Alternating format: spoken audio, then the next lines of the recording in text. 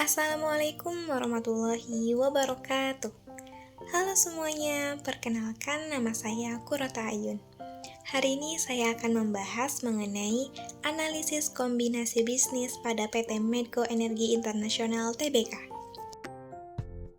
Di sini kita akan membahas bentuk integrasi yang dilakukan oleh Medco, strategi akuisisinya, serta dampaknya terhadap struktur organisasi, performa perusahaan, dan laporan keuangannya. Tujuan dari analisis ini adalah untuk melihat bagaimana Medco menggunakan kombinasi bisnis sebagai strategi pertumbuhan yang efektif. Baik, kita bahas sedikit mengenai profil PT Medco. Jadi, PT Medco Energi Internasional Tbk didirikan pada tahun 1980 oleh Arifin Panigoro dan awalnya fokus di bidang eksplorasi dan produksi minyak dan gas. Namun, seiring waktu, Medco berkembang pesat dan kini menjadi grup energi terintegrasi. Artinya, mereka tidak hanya bergerak di sektor hulu migas, tapi juga merambah ke pembangkitan listrik lewat Medco Power Indonesia dan bahkan ke sektor tambang melalui Aman Mineral. Yang menarik, Medco sangat aktif dalam melakukan ekspansi, baik di dalam negeri maupun luar negeri. Strategi utama mereka adalah akuisisi, yaitu membeli perusahaan atau aset energi yang strategis untuk memperluas jangkauan bisnisnya. Medco menggunakan kombinasi bisnis dalam bentuk akuisisi dan dilakukan melalui beberapa jenis integrasi. Pertama, integrasi horizontal. Contohnya, saat mereka mengakuisisi Opkhir Energi dan ConocoPhillips Indonesia. Tujuannya adalah memperluas wilayah operasi dan memperbesar cadangan migas. Kedua, integrasi vertikal yang terjadi pada Medco mengakuisisi Saratoga Power. Ini penting karena memungkinkan Medco menguasai sektor hilir energi, yaitu pembangkit listrik. Ketiga, konglomerasi terkait, yaitu diversifikasi ke sektor yang masih berhubungan, seperti pertambangan melalui kepemilikan di Aman Mineral. Strategi ini menunjukkan bahwa Medco ingin tumbuh tidak hanya secara luas, tetapi juga secara mendalam dalam rantai bisnis energi. Medco melakukan kombinasi bisnis bukan hanya sekedar ingin menjadi besar, tetapi juga untuk mencapai beberapa tujuan strategis.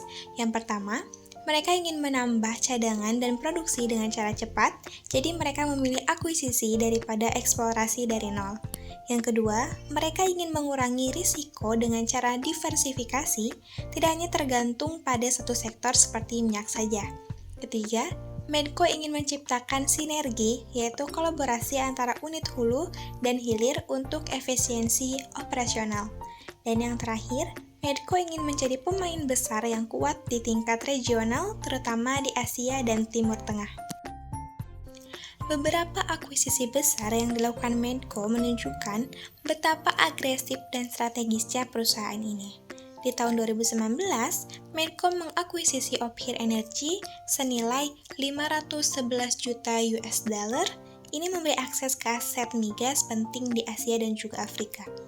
Di tahun 2022, Medco membeli ConocoPhillips Indonesia seharga 1,32 miliar US dollar dan mendapatkan kendali atas blok koridor salah satu penghasil gas terbesar di Indonesia. Yang ketiga, akuisisi Saratoga Power di tahun 2017 yang memperkuat posisi Medco di sektor listrik.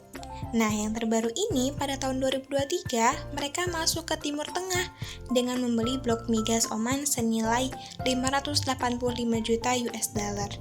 Setiap akuisisi ini punya nilai strategis yang jelas, baik untuk pertumbuhan aset, perluasan wilayah, maupun efisiensi operasional. Dampaknya terhadap struktur perusahaan juga besar. Setelah akuisisi, jumlah anak usaha Medco meningkat pesat dan sekarang mereka punya entitas di berbagai sektor dan juga negara. Medco juga jadi lebih terintegrasi dari hulu ke hilir, tapi di sisi lain, manajemen perusahaan jadi lebih kompleks. Tentu tantangannya lebih besar, tapi Medco mendapat fleksibilitas dan skala global. Kini, Medco tidak hanya dikenal sebagai perusahaan minyak dan gas, tapi telah menjelma menjadi grup energi terintegrasi lintas sektor dan lintas wilayah.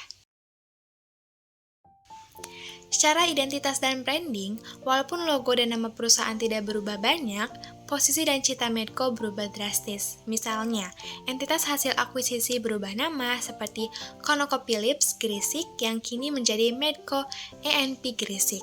Struktur organisasinya juga makin global. Dan dari sisi reputasi, Medco tidak hanya dipandang sebagai pemain nasional saja, tapi mulai diperhitungkan secara regional. Dampak lain yang sangat penting adalah reputasi perusahaan. Dengan strategi akuisisi yang sukses, Medco dikenal sebagai perusahaan yang tumbuh secara berkelanjutan.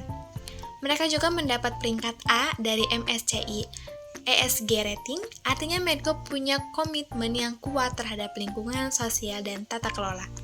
Faktor-faktor ini membuat Medco makin menarik bagi investor, khususnya yang peduli terhadap keberlangsungan dan stabilitas jangka panjang.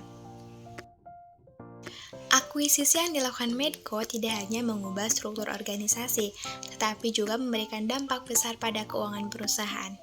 Kita bisa lihat EBITDA mereka naik 139% dari 667 juta US dollar menjadi 1.593 juta US dollar hanya dalam 1 tahun. Laba bersih mereka juga melonjak ke 531 juta US dollar pada tahun 2022. Salah satu faktor kunci adalah akuisisi blok koridor yang menghasilkan arus kas yang besar. Artinya, Medco tidak hanya agresif dalam membeli aset, tetapi juga efisien dalam mengelolanya.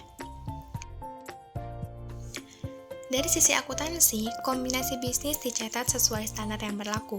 Ketika harga beli lebih tinggi dari nilai wajar aset, maka dicatat sebagai goodwill. Contohnya, saat akuisisi Saratoga Power, tercatat goodwill sebesar 66 juta US dollar. Dan saat membeli ConocoPhillips, goodwillnya sekitar 39 juta US dollar.